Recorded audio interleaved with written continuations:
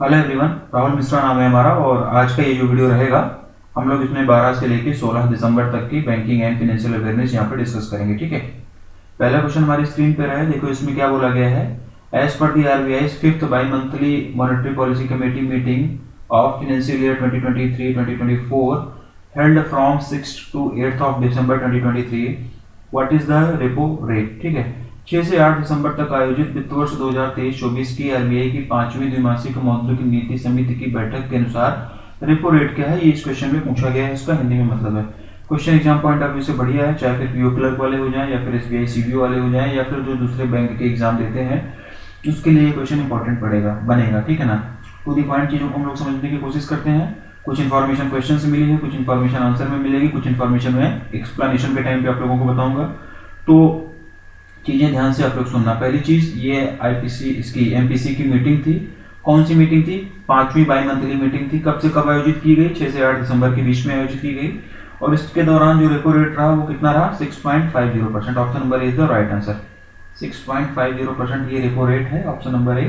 To the point हम लोग चीजों को समझते हैं। ठीक है ना। रेपो रेट में कोई चेंजेस नहीं किया गया लगातार 5वीं बार, मतलब 5 बारों से लगातार जो है रेपो रेट में कोई चेंजेस नहीं किया गया है। तो रेपो रेट जो है 6.50 का है। अभी पॉलिसी रेट्स के बारे में एक बार हम लोग लिख लेते हैं, मतलब जान लेते हैं। रेपो रेट हमारा 6.50% का है। रिवर्स रेपो रेट की अगर हम लोग बात करेंगे, ठीक है ना, तो रिवर्स रेपो रेट जो हमारा है वो 3.35% का है। एसडीएफ की हम लोग बात करेंगे, एसडीएफ का फुल फॉर्म आपको पता होगा, ऐसे मैं उम्मीद कर रहा हूँ, 6.25% का है। एमएसएफ की अगर हम लोग बात करें, इसका भी फुल फॉर्म आप लोगों को पता होगा, 6.75% का है। बैंक रेट की अगर हम लोग बात करेंगे, ठीक है ना, तो बैंक रेट भी जो है वो 6.75% का है। ठीक है ना। कैश रिजर्व रेशियो सीआरआर की अगर हम लोग बात करेंगे तो ये हमारा है 4.50% का। एसएलआर की अगर हम लोग बात करेंगे तो ये 18% ही रहता है एज यूजुअल। ठीक है, ये कुछ पॉलिसी रेट्स हैं जो ये 5वीं बाई मंथली एमपीसी की मीटिंग हुई थी, उसमें निर्धारित किया गया, कुछ भी चेंजेस नहीं किया गया है। ठीक है ना।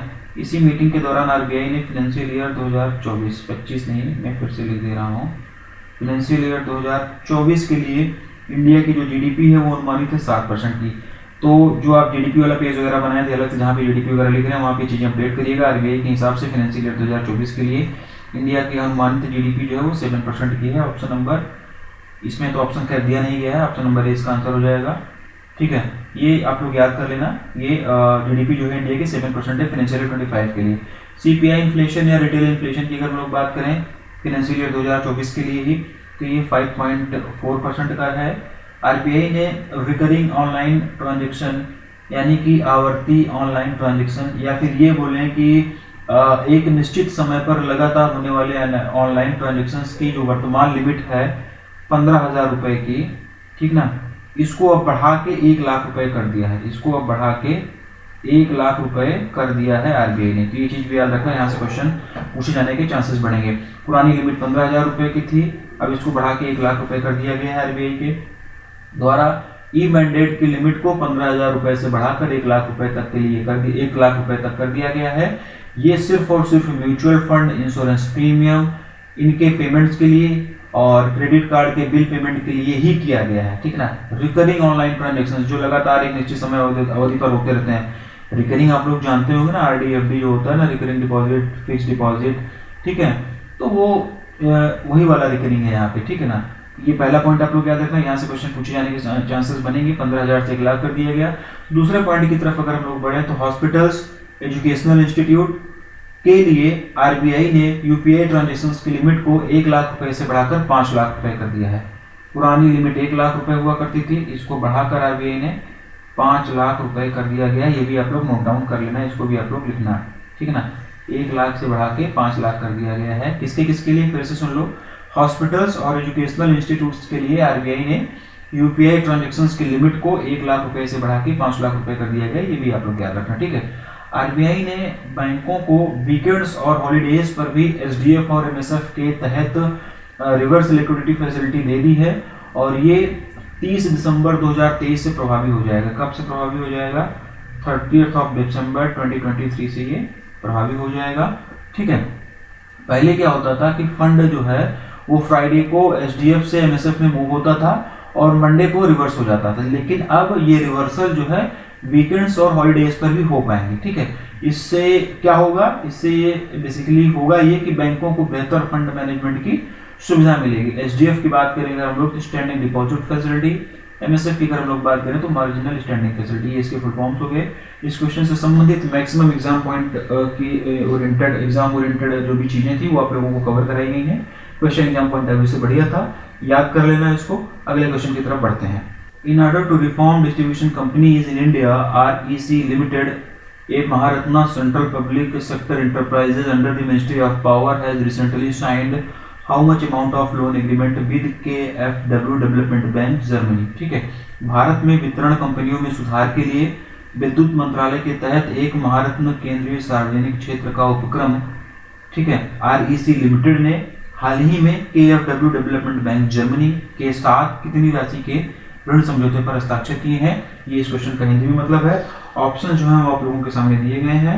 ये क्वेश्चन लोन अमाउंट वाला बनता है, आप लोग इसको याद रखना। इसका जो आंसर हो जाएगा 200 million euro, option number B is the right answer. ठीक है ना, किसने लोन दिया, कितने अमाउंट का लोन दिया, किसको लोन दिया, क्यों लोन दिया, ये सारी चीजें आप लोग याद रखना। ठीक है ना, ये सारी चीजें आप लोग याद रखना। ठीक है, KfW डेवलपमेंट बैंक ने REC लिमिटेड को लोन दिया हुआ है जो कि एक महारत्ना कंपनी है।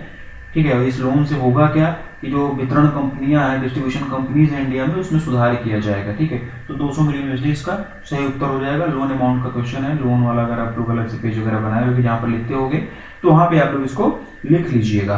आगे बढ़ते हैं। Life insurance corporation of India LIC has recently reduced its shareholdings in HDFC asset management company from 9.046% to 40% of the paid up capital. यानी कि भारतीय जीवन बीमा निगम LIC ने हाल ही में HDFC एसेट मैनेजमेंट कंपनी में अपनी हिस्सेदारी 9.046% से घटाकर चुकता पूंजी का कितने प्रतिशत कर दी है, इसमें पूछा गया है। ऑप्शंस आप लोगों के सामने दिए गए हैं और इसका जो आंसर हो जाएगा 6.953%। Option number C is the right answer. One liner करेंगे, बहुत ज़्यादा डीप में इसके नहीं जाएंगे। जिस क्वेश्चन में जितने एक्सप्लेनेशन की जरूरत होगी उतना एक्सप्लेनेशन आपको उस पर्टिकुलर क्वेश्चन में उपलब्ध कराया जाएगा। Which bank has recently launched an exclusive saving bank account named नारी शक्ति सेविंग अकाउंट फॉर वुमेन? हाल ही में किस बैंक ने महिलाओं के लिए नारी शक्ति बचत खाता नामक एक विशेष बचत खाता लॉन्च किया है? ये इस क्वेश्चन का हिंदी में मतलब है bank of India. Option number is the right answer. Bank of India option number is the right answer. 18 साल से अधिक की जो महिलाएं हैं उनके लिए ये खाता लॉन्च किया गया है। इसके बेनिफिट्स, इसके फीचर्स, ये सब यहाँ पे नहीं पढ़ेंगे, उसके लिए सेपरेट वीडियो में बनाकर किसी दूसरे यूट्यूब चैनल पर डालूंगा, तो वहाँ पे आप लोग उसको मतलब जाके अगर देखना चाहें तो देख सकते हैं, अदरवाइज जिसको जरूरत होगी वो तो देखेगा ही वहाँ पे। ठीक है ना, इसमें आपको बस बैंक का नाम याद रखना है और अकाउंट का नाम याद रखना है। ठीक है ना, बैंक ऑफ इंडिया ने नारी शक्ति सेविंग अकाउंट लॉन्च किया हुआ है। किसके लिए लॉन्च किया है? ये महिलाओं के लिए। और ये है क्या बेसिकली? ये है सेविंग बैंक अकाउंट। तो नारी शक्ति saving account, bank of India, इस तरीके से आप लोग इसको रिलेट कर सकते हो। बैंक ऑफ इंडिया की अगर लोग बात करेंगे तो इसका जो हेडक्वार्टर है ये मुंबई महाराष्ट्र में हो जाएगा। Relationship beyond banking, relationship beyond banking ये इसकी टैगलाइन हो जाएगी। राजेश कर्नाटक इसके MD एंड CEO हो जाएंगे। 7th ऑफ सितंबर 1906 ये इसका एस्टेब्लिशमेंट ईयर हो जाएगा। बैंक ऑफ इंडिया के बारे में सारी चीजें मैंने बताई, bank of Baroda, Canara bank और स्टेट बैंक ऑफ इंडिया के बारे में, ये सारी चीज आप लोग एक बार रिकॉल कर लो इसी समय। ठीक है, आगे बढ़ते हैं। Which bank has recently signed 80 crore rupees deal with Intellect Design Arena Limited to deploy eMAG.ai powered cash management system CMS to foster their corporate banking modernization? हाल ही में किस बैंक ने अपने कॉर्पोरेट बैंकिंग आधुनिकीकरण को बढ़ावा देने के लिए eMAG.ai संचालित कैश मैनेजमेंट सिस्टम CMS को तैनात करने के लिए इंटेलेक्ट डिजाइन एरेना लिमिटेड के साथ में 80 करोड़ रुपए के एक समझौता ज्ञापन पर हस्ताक्षर किया है? ये इस क्वेश्चन का हिंदी में मतलब है Indian bank. Option number B is the right answer. ठीक है ना, Indian bank option number B is the right answer. और ये जो डील हुई है ये इंडियन बैंक के IND लीप, इंडियन बैंक के, मैं लिख दे रहा हूं, इंडियन बैंक के IND लीप प्रोजेक्ट के तहत ये डील साइन हुई है। ठीक है ना, और ये डील क्यों की गई है? तो इंडियन बैंक ने जो है वो एक डील साइन किया हुआ है। किसके साथ में डील साइन किया हुआ है? इंटेलेक्ट डिजाइन एरेना लिमिटेड के साथ में। ठीक है ना, जिससे कि ये इंडियन जो बैंक है अपने कैश मैनेजमेंट सिस्टम को जो है और ज़्यादा बेहतर बनाएगी। ठीक है ना, अपने कॉर्पोरेट बैंकिंग को मॉडर्नाइज करने के लिए, कॉर्पोरेट बैंकिंग को के आधुनिकीकरण के लिए ठीक है, ये कैश मैनेजमेंट सिस्टम जो है eMACH.ai, इसको डिप्लॉय करने के लिए ये जो है ये मतलब डील की गई है। तो डील अमाउंट याद कर लेना, क्यों किया गया ये याद कर लेना। इंडियन बैंक की यहाँ पर बात हुई है, थोड़ा सा इसके पीछे की कहानी बता देते हैं। शांति लाल जैन इसके एमडी एंड सीईओ होंगे।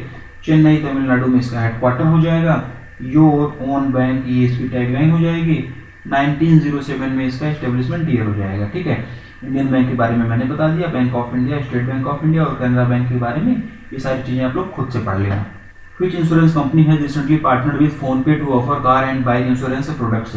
हाल ही में किस बीमा कंपनी ने कार और बाइक बीमा उत्पादों की पेशकश करने के लिए फोन पे के साथ में साझेदारी की है? ये इस क्वेश्चन का हिंदी में मतलब है। ऑप्शंस आप लोगों के सामने है। एक को general insurance, option number C is the right answer. एक को general insurance, option number C is the right answer. One liner question ही करेंगे इसको। आगे बढ़ते हैं। In order to launch first swipe credit card for Gen Z generation, which credit card company has recently collaborated with IDFC First Bank Limited? ठीक है, जेन जी पीढ़ी के लिए first swipe credit card launch करने के लिए किस क्रेडिट कार्ड कंपनी ने हाल ही में IDFC फर्स्ट बैंक लिमिटेड के साथ में कोलैबोरेशन किया हुआ है, सहयोग किया हुआ है, ये इसमें पूछा गया है। ठीक है, और इसका जो आंसर हो जाएगा, इसका आंसर हो जाएगा master card, option number D. ठीक है ना, option number D master card इसका आंसर हो जाएगा और ये भी वन लाइनर ही रहेगा। ठीक, next. Which life insurance company has recently introduced the Alpha Wealth plan to provide extensive financial security for policyholders and their families? हाल ही में किस जीवन बीमा कंपनी ने पॉलिसी धारकों और उनके परिवारों को व्यापक वित्तीय सुरक्षा प्रदान करने के लिए अल्फा वेल्थ योजना शुरू की? ये इस क्वेश्चन का हिंदी में मतलब है। ऑप्शंस आप लोगों के सामने दिए गए हैं। Canara HSBC life insurance, option number 1, option number ए इसका सही उत्तर होगा। ये सब ऑनलाइन ही चलेंगे। ये सारी चीजें हम लोग इसलिए पढ़ रहे हैं जिससे कि कहीं पे कोई चीजें छूट ना जाए, और इसमें से पूछा भी कुछ नहीं जाएगा। इसमें से जितना क्वेश्चन फ्रेम किया गया एज इट इज ऐसे ही पूछा जाएगा, इसमें और बहुत ज्यादा डीप में जाएंगे नहीं अगर क्वेश्चन फ्रेम भी करेंगे। ठीक है ना, तो जिस क्वेश्चन में जितने एक्सप्लेनेशन की जरूरत होगी उतना आपको किया जाए, उसके लिए आप लोग बेफिक्र रहिए। ठीक, ये सब ऑनलाइनर वाले ही हैं। इसको चाहता तो ऐसे ऑनलाइनर के फॉर्मेट में पीडीएफ में दे देता, लेकिन मैंने कहा कि एमसीक्यू के फॉर्मेट में एक बार मैं बना के अगर आपको पढ़ाऊंगा तो चीजें याद भी रहेंगी और थोड़ा सा आपके लिए आसान भी हो जाएगा। ठीक है, आगे बढ़ते हैं। The Competition Commission of India has recently given its approval to acquire the stakes in which insurance company by TMAS controlled entity Motilal Oswal Alternate Investment Advisor Private Limited। भारतीय प्रतिस्पर्धा आयोग ने हाल ही में टेमासिक नियंत्रित इकाई और Motilal Oswal alternate investment advisers private limited द्वारा किस बीमा कंपनी में हिस्सेदारी हासिल करने की मंजूरी दी है? इस क्वेश्चन में पूछा गया है। Niva Bupa health insurance, option number C is the right answer. One liner ही करेंगे, बहुत ज्यादा डीप में इसके भी नहीं जाएंगे। आगे बढ़ते हैं। Which mutual fund company has recently acquired 1.5% of paid-up equity share capital in the Karur Vysya Bank through open market transactions? किस म्यूचुअल फंड कंपनी ने हाल ही में खुले बाजार लेनदेन के माध्यम से करुण वैश्य बैंक में भुगतान की गई इक्विटी शेयर पूंजी का 1.5% हासिल किया है? ये इस क्वेश्चन का हिंदी में मतलब है SBI mutual fund, option number B is the right answer. Question बढ़िया है, एक बार फिर से हम लोग इसको समझते हैं। ये क्वेश्चन इंपॉर्टेंट है, यहाँ पे थोड़ा सा हम लोग जानेंगे। ठीक है, एसबीआई म्यूचुअल फंड ने अभी हाल ही में करुण वैश्य बैंक में ओपन मार्केट ट्रांजेक्शन्स के तहत 1.5% पेडअप इक्विटी शेयर कैपिटल का एक्विजिशन किया हुआ है। ठीक है ना, एक्वायर किया हुआ है। ठीक है, और अमाउंट की अगर हम लोग बात करें तो अमाउंट मैं आपको बताता हूँ 194.4 करोड़ रुपए। ये चीज भी आप लोग याद रखना। 194.4 करोड़ रुपीज में एसबीआई म्यूचुअल फंड ने करुण वैश्य बैंक में 1.5% paid up equity share capital acquisition किया हुआ है ओपन मार्केट ट्रांजैक्शंस के थ्रू। ठीक ना, इतने पैसे में, कितने पैसे में? 194.4 करोड़ रुपीज में जो है एसबीआई म्यूचुअल फंड ने 1.2 करोड़ शेयर परचेज किए हुए हैं। ठीक है ना, 1.2 करोड़ शेयर परचेज किया हुआ है। ठीक, तो ये क्वेश्चन बढ़िया था। करूर वैश्य बैंक की बात हुई है तो करूर तमिलनाडु में इसका हेडक्वार्टर हो जाएगा। बी रमेश बाबू ये इसके एमडी एंड सीईओ हो जाएंगे। स्मार्ट वे टू बैंक ये इसकी टैगलाइन हो जाएगी। ठीक है, option number B SBI mutual fund is the right answer. In order to distribute its life insurance products, ICICI Prudential Life Insurance has recently entered into a bancassurance partnership with which small finance bank? ठीक है, अपने जीवन बीमा उत्पादों को वितरित करने के लिए ICICI Prudential Life Insurance ने हाल ही में किस लघु वित्त बैंक के साथ में एक bancassurance साझेदारी में प्रवेश किया? ये इस क्वेश्चन का हिंदी में मतलब है। ऑप्शंस आप लोगों के सामने दिए गए हैं। Ujjivan small finance bank, option number D is the right answer. ठीक, उज्जीवन स्मॉल फाइनेंस बैंक और आईसीआईसीआई प्रूडेंशियल लाइफ इंश्योरेंस ने अभी हाल ही में एक बैंक इंश्योरेंस पार्टनरशिप किया हुआ है, जिससे कि आईसीआईसीआई प्रूडेंशियल लाइफ इंश्योरेंस के जो भी इंश्योरेंस प्रोडक्ट हैं वो उज्जीवन स्मॉल फाइनेंस बैंक की देश भर में 700 से भी ज़्यादा ब्रांचेज के थ्रू सेल किए जा सके। बैंक इंश्योरेंस की अगर हम लोग बात करें तो बैंक और इंश्योरेंस दो शब्द मिला के ये बना होता है। इसमें बैंक और इंश्योरेंस कंपनी क्या करती हैं कि टाई अप करती हैं, जिससे कि इंश्योरेंस कंपनीज के जो भी प्रोडक्ट हैं वो बैंक की ब्रांचेस के तहत बैंक की ब्रांचेस के थ्रू सेल आउट किए जा सके। ठीक है, तो option number D Ujjivan small finance bank इसका सही उत्तर हो जाएगा। Which of the following points is are correct related to the recent step taken by the Asian Development Bank in December 2023? दिसंबर 2023 में एशियाई विकास बैंक द्वारा उठाए गए हालिया कदम में से निम्नलिखित में से कौन सा बिंदु सही है, ये इसमें पूछा गया है। ऑप्शंस आप लोगों के सामने दिए गए हैं, पहले इसका आंसर जान लेते हैं। Option number D all correct, सारे के सारे इसमें सही हैं। एक एक करके समझ लेते हैं। पहला पॉइंट क्या कह रहा है, the Asian development bank approved a 250 मिलियन USD policy based loan to develop industrial corridors in India aligning with the national industrial corridor development programme. ठीक है ना, ये लोन अमाउंट याद कर लेना। एशियन डेवलपमेंट बैंक के द्वारा 250 मिलियन USD का लोन दिया गया, पॉलिसी बेस्ड लोन है, जिससे कि इंडस्ट्रियल कॉरिडोर्स को डेवलप किया जा सके इंडिया में। दूसरे पॉइंट की अगर लोग बात करें, Asian development bank approve 200 million USD loan, 200 million USD का लोन दिया गया to improve solid waste management sanitation in Indian cities. भारतीय शहरों में solid waste management and sanitation को इंप्रूव करने के लिए एशियन डेवलपमेंट बैंक के द्वारा अभी हाल ही में 200 मिलियन USD का लोन भारत सरकार को दिया गया है। तीसरे पॉइंट की अगर हम लोग बात करें, Asian development bank will also provide additional USD 3.1 million technical assistant grant from its urban resilient trust fund, Republic of Korea, Asia knowledge partnership fund and the sanitation financing partnership trust. तो ये amount भी आप लोग याद कर लेना। Technical assistant कितने का दिया गया, कितने का, 3.15 मिलियन USD के लिए। ठीक है ना। पांचवा पॉइंट, चौथे पॉइंट की अगर हम लोग बात करें तो Asian development bank announced plans to launch climate action catalyst fund on 1 January. Date याद कर लेना। It is first of its kind of carbon fund under the Paris agreement. ये डेट आपको याद रख लेना और ये चीज याद कर लेना। ठीक है ना।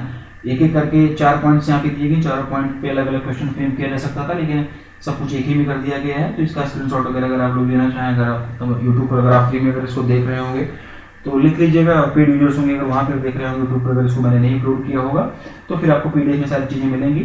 3-4 क्वेश्चन फ्रेम करके ही कर दिया गया। बस ज़्यादा से ज़्यादा इसमें बहुत ज़्यादा चीज़ों को फोकस नहीं करना है, अननेसेसरी उलझना नहीं है। लोन अमाउंट पे देखना है कितना कितने का लोन दिया गया, बस जो की वर्ड्स हैं, जो की पॉइंट्स हैं, उसी को इसमें याद करना है। ठीक है, आगे बढ़ते हैं। In order to support solar photovoltaic projects in India, the State Bank of India has recently signed how much line of credit with KfW Development Bank, Germany। Bharat में सोलर फोटोवोल्टिक परियोजनाओं का समर्थन करने के लिए भारतीय स्टेट बैंक ने हाल ही में KfW डेवलपमेंट बैंक जर्मनी के साथ में कितनी लाइन ऑफ क्रेडिट पर हस्ताक्षर किया है। इस क्वेश्चन का हिंदी में मतलब है 70 million USD। Option number B is the right answer. INR में अगर हम लोग इसकी बात करेंगे तो 636 करोड़ रुपीज इसकी INR में वैल्यू हो जाएगी। ठीक है ना। इसके किसके बीच में हुआ, क्यों हुआ, अमाउंट आप लोगों को याद रखना है। ठीक है, state bank of India KfW development bank के बीच में 70 मिलियन यूरो का जो है एक लाइन ऑफ क्रेडिट एक्सचेंज हुआ, एग्रीमेंट हुआ है, जिससे कि इंडिया में सोलर फोटोवोल्टिक प्रोजेक्ट्स को सपोर्ट किया जा सके। ठीक, तो option number B is the right answer, 70 million euro. Next, which bank has recently been recognized as top performer of the 2023 climate assessment for financial institutions award for climate reporting by International Finance Corporation। हाल ही में किस bank को अंतर्राष्ट्रीय वित्त निगम द्वारा जलवायु reporting के लिए वित्तीय संस्थानों पुरस्कारों के लिए 2023 जलवायु मूल्यांकन में शीर्ष प्रदर्शनकर्ता के रूप में मान्यता दी गई है। ऑप्शंस आप लोगों के सामने दिए गए हैं और इसका जो आंसर होगा फेडरल बैंक, ऑप्शन नंबर ए। ऑप्शन नंबर ए फेडरल बैंक इसका आंसर हो जाएगा। IFC यानी कि इंटरनेशनल फाइनेंस कॉर्पोरेशन ने अभी हाल ही में फेडरल बैंक को 2023 climate assessment for financial institutions award for climate reporting के लिए टॉप परफॉर्मर के रूप में रिकॉग्नाइज किया हुआ है। ठीक है, बहुत ज़्यादा डीप में नहीं जाएंगे। ऑप्शन नंबर ए फेडरल बैंक इसका आंसर हो जाएगा। बोला ना कि जिसमें एक्सप्लेनेशन की जरूरत होगी उतना एक्सप्लेनेशन आपको दिया जाएगा। फेडरल बैंक की अगर हम लोग बात करें तो अलुवा केरला में इसका हेडक्वार्टर हो जाएगा। श्याम श्रीनिवासन इसके MD एंड CEO हो जाएंगे। योर परफेक्ट बैंकिंग पार्टनर ये इसकी टैगलाइन हो जाएगी। आगे बढ़ते हैं। RBI has recently authorized which bank to distribute pension through electronic pension payment order railways employees। RBI ने हाल ही में किस बैंक को रेलवे कर्मचारियों को इलेक्ट्रॉनिक पेंशन भुगतान आदेश के माध्यम से पेंशन वितरित करने के लिए अधिकृत किया है। ठीक है ना, क्या कह रहा है question, RBI has recently authorized which bank to distribute pensions through electronic pension payment order railway employees, ठीक है ना, टू रेलवे एम्प्लॉयज होगा ये, ठीक है ना, मतलब कि रेलवे एम्प्लॉयज को जो है पेमेंट पेंशन डिस्ट्रीब्यूट करने के लिए आरबीआई ने भी हाल ही में किस बैंक को ऑथराइज किया हुआ है, ये इसका हिंदी में मतलब है। और इसका जो आंसर हो जाएगा बंधन बैंक, ऑप्शन नंबर सी, ठीक है ना। बंधन बैंक अब इस अप्रूवल के बाद में जो भी रेलवे के एम्प्लॉयज होंगे उनको पेंशन डिस्ट्रीब्यूट कर पाएगा इलेक्ट्रॉनिक पेंशन पेमेंट ऑर्डर के माध्यम से। बंधन बैंक की यहाँ पर बात हुई है, तो बंधन बैंक के एमडी एंड सीईओ की अगर लोग बात करेंगे तो चंद्रशेखर घोष इसके एमडी एंड सीईओ हो जाएंगे। कोलकाता वेस्ट बंगाल में इसका हेडक्वार्टर हो जाएगा। आपका भला सबकी भलाई, ये इसकी टैगलाइन हो जाएगी। Option number C is the right answer. Next, as per the Asian development outlook ADO December 2023 what is India's projected GDP for fiscal year 2023-2024, ठीक है ना। एशियन डेवलपमेंट आउटलुक दिसंबर 2023 के अनुसार वित्तीय वर्ष 2024 के लिए भारत की अनुमानित जीडीपी क्या है, ये इस क्वेश्चन का हिंदी में मतलब है 6.7%। Option number A is the right answer. GDP का क्वेश्चन है, अपडेट कर लेना आप लोग जहाँ पे जीडीपी वगैरह लिखते होंगे। पहले ये अनुमान जो था 6.3% का था, लेकिन अब इसे बढ़ाकर 6.7% कर दिया गया है एशियन डेवलपमेंट बैंक के द्वारा।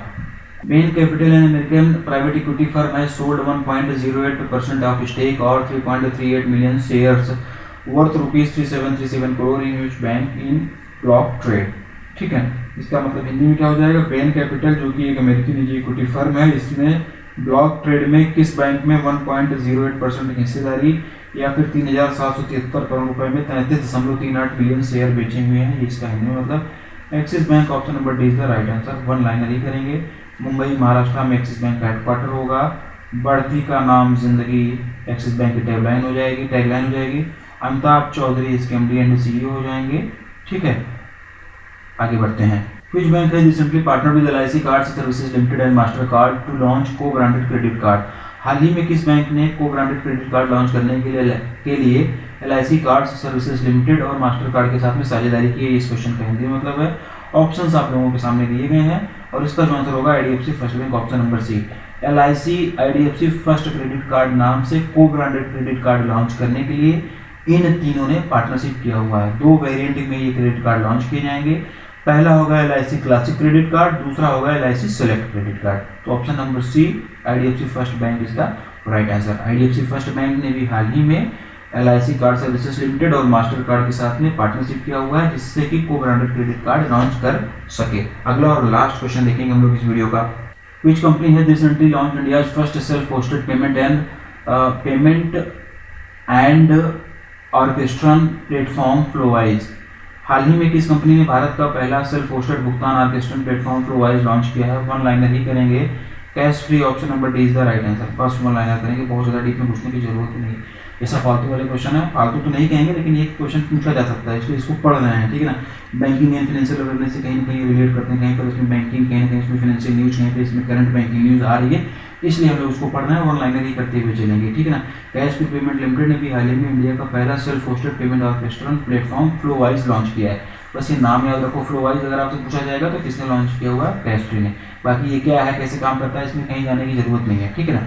फिलहाल ये लास्ट क्वेश्चन नहीं था, अगला क्वेश्चन लास्ट होगा, उसको एक बार डिस्कस करते हैं। Which bank has recently partnered with Reliance Industries Limited to launch a financing program for compressed biogas plant across India? हाल ही में किस बैंक ने पूरे भारत में संपीड़ित बायोगैस संयंत्रों के लिए वित्त पोषण कार्यक्रम शुरू करने के लिए रिलायंस इंडस्ट्रीज लिमिटेड के साथ में साझेदारी की है? इस क्वेश्चन का हिंदी में मतलब है और इसका जो आंसर हो जाएगा DBS bank India, option number B, ठीक है ना। डीबीएस बैंक इंडिया ने अभी हाल ही में रिलायंस इंडस्ट्रीज लिमिटेड के साथ में पार्टनरशिप किया हुआ है, जिससे कि कंप्रेस्ड बायोगैस प्लांट पूरे इंडिया में, पूरे भारतवर्ष में कंप्रेस्ड बायोगैस प्लांट को फाइनेंशियल सपोर्ट प्रोवाइड किया जा सके। तो option number B DBS bank India is the right answer. आज के वीडियो यहीं पर हम लोग समाप्त करेंगे। 16 दिसंबर तक की बैंकिंग एंड फाइनेंशियल अवेयरनेस आज हम लोगों ने कंप्लीट कर लिया है। आगे की वीडियो में हम लोग इससे आगे की banking and financial awareness discuss करेंगे।